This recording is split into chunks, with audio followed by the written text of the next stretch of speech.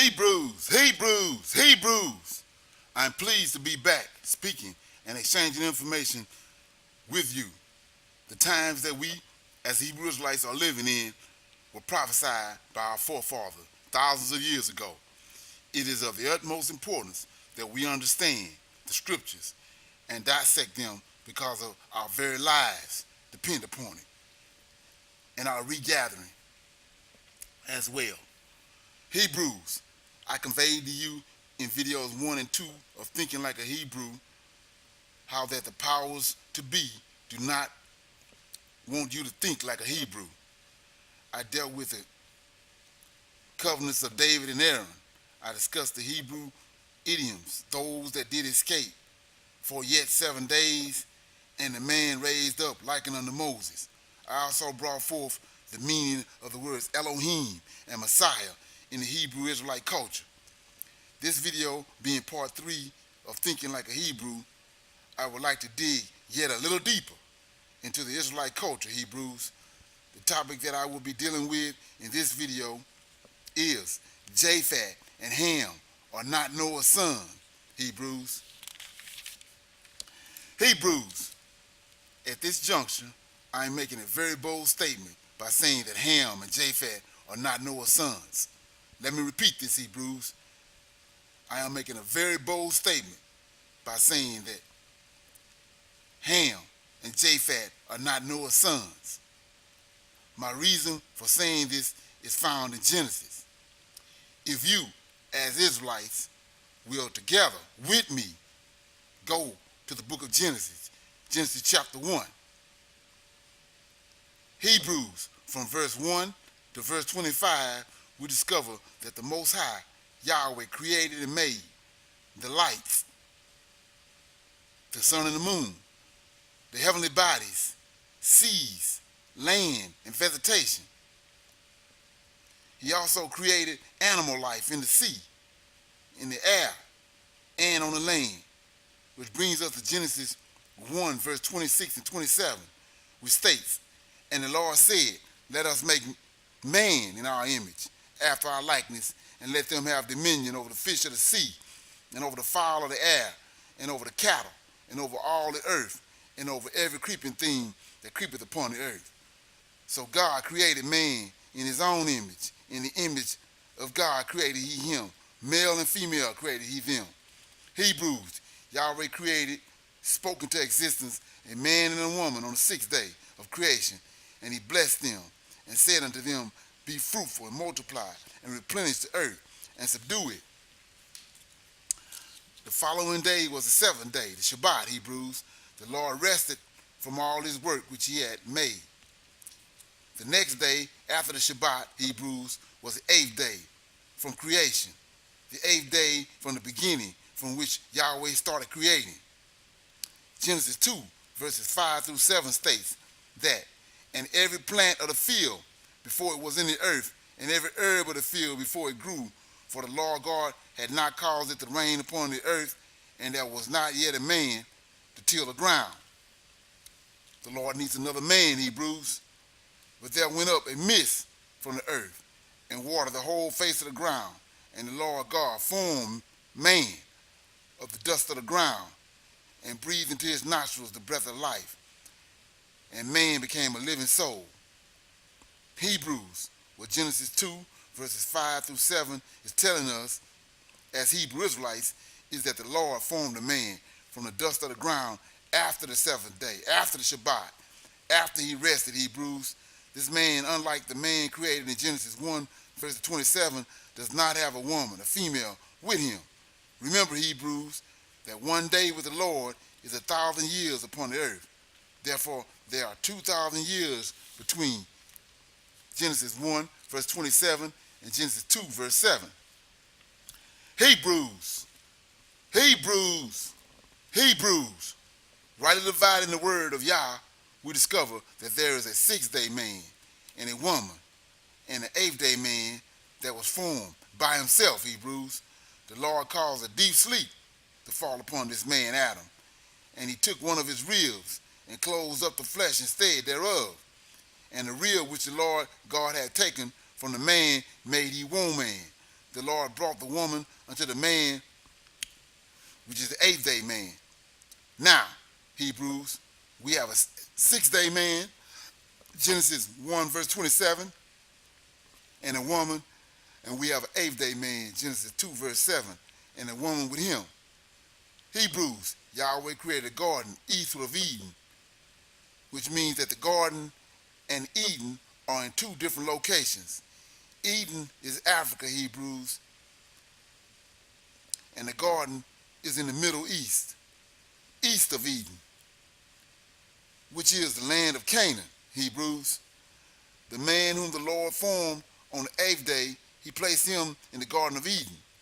He placed him there to keep the garden. The man whom the Lord created with a woman, the Lord placed in Eden, the continent of Africa, Hebrews. This explains why Africa is full of resources and are overflowing with abundance. The man whom the Lord placed in the garden is Adam, the man Adam. And the man whom the Lord placed in Africa with a woman from Genesis 1 verse 27, the both of them are called Adam, which means mankind. Genesis 1 verse 28 states, and God, Yahweh, blessed them, Hebrews, and God said unto them, male and female, be fruitful and multiply. Shortly after these events transpired, the serpent shows up in the garden and beguiles Eve. Beguiles Eve? What does that mean, Hebrews? Beguile means to wholly seduce someone, as in sexual seduction, Hebrews. Yahweh asks the question to the woman, what is this that thou hast done? And as Hebrew Israelites, we must stop and answer this question. The answer lies in the conversation that the Lord has with the serpent. The Lord says unto the serpent, because thou hast done this, thou art cursed. The Lord goes on to say that he will put enmity between the serpent and the woman, and between the serpent's seed and the woman's seed. The Lord is letting us know that there are 2 seed lines involved here at this juncture. The serpent's seed and Adam and Eve's seed, Hebrews. Genesis 4 verses 1 and 2 sums it all up, Hebrews. Eve conceived and bare Cain, and she again bare his brother Abel. Eve bare Cain and continued in labor and bare Abel. She bare twins, Hebrews, verifying what the Lord had just stated in Genesis 3 verse 15. Cain being the serpent's seed and Abel being Adam and Eve's seed. A question was posed in Genesis 3 verse 13. And the question goes as such. What is this that the serpent and Eve did, Hebrews? The answer is sex, Hebrews. Let me repeat this again, Hebrews. Sex is the answer. Cain is the product of the serpent and Eve having intercourse. In Genesis 4 verse 16 through 22, Cain's descendants are separated from Adam's descendants. In Genesis 5 verses 6 through 32, they are separated by the Lord because Cain is the serpent's seed and not Adam's seed, just as the Lord had stated in Genesis 3 verse 15. To further expound upon this information, Hebrews, Cain has a son called Tubal-Cain in Genesis 4 verse 22. Tubal-Cain means out of the lineage of Cain. Word etymology takes us to Genesis 10 verse 2.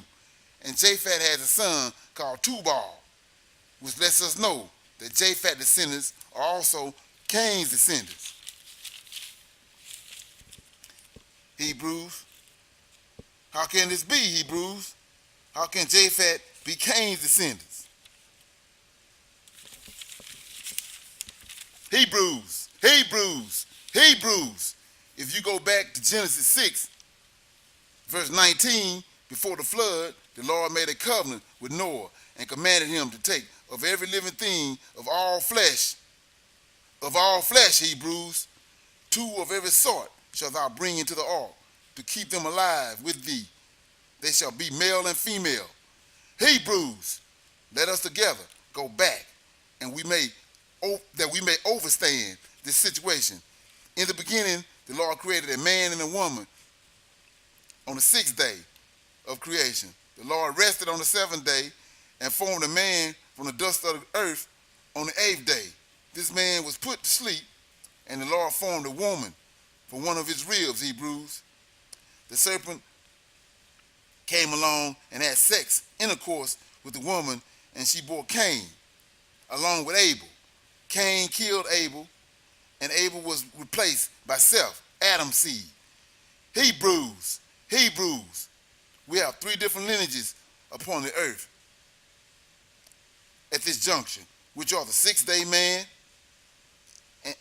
and a woman and their lineage, Adam, the eighth-day man and his woman and their lineage, and Cain, the serpent seed, and the woman from the land of Nod and their lineage. Now, Hebrews, let me put this mess all together for you, that you may move forward in your understanding of the Tanakh, the Old Testament. Messianics and non-Messianics, Christians, rabbis, pastors, teachers, Egyptologists, and Muslims alike, let us together proceed forward to the conclusion of this topic. The sixth-day man and his woman that the Lord created in Genesis 1, verse 26, is Ham's lineage, Hebrews. They dwell on the continent of Africa, which is Edom.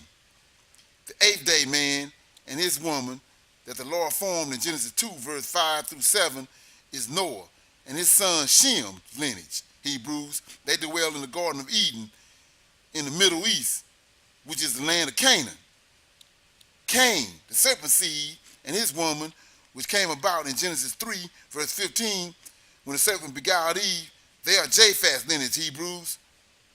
Noah was commanded to get 2 of all flesh of every living thing and to bring it upon the ark, male and female. This included these 3 lineages that had just been mentioned, Hebrews. We have been told by the powers that be that mankind comes from one man, the man Adam.